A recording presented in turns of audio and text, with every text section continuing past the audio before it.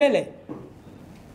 Viongozi waandamizi waliongoza kundi la kupinga la kukiondoa chama kwenye maridhiano yale, na wakati huo chama kilisikiliza, ikaona mantiki ya hoja, hatimaye kilijiondoa kwenye maridhiano. Na sisi hatupingi, ila tunakishauri chama kadiri tulivyo kitafakari upya. Maazimio ya vikao sio msahafu, yanaweza kubadilika. Wako wanaojenga hoja kushiriki uchaguzi ni kuwapeleka vijana wakamwage damu, kwamba tuna njaa ya damu. Wakati huo huo wakihamasisha tukazuie uchaguzi.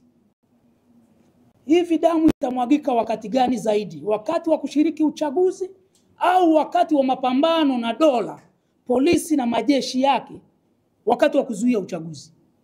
Sasa wako wanaotaka kutuaminisha kwamba kuzuia uchaguzi hakutamwagika damu, wakati tunakwenda tunatangaza kupambana na dola na majeshi kuzuia uchaguzi ulioko kwa mujibu wa katiba, kitu ambacho hakijawahi kufanikiwa popote duniani. Watu wanapambana wakiwa ndani ya uchaguzi.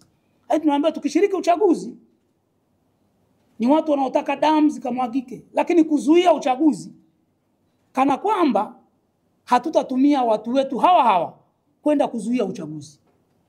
Sio, itupe tafakuri ya kina. Ni wakati gani damu itamwagika zaidi?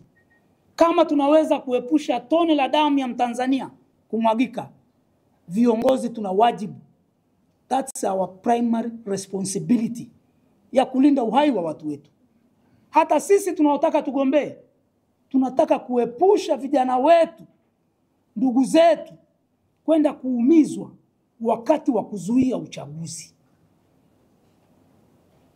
Kwa hiyo tumekitahadharisha chama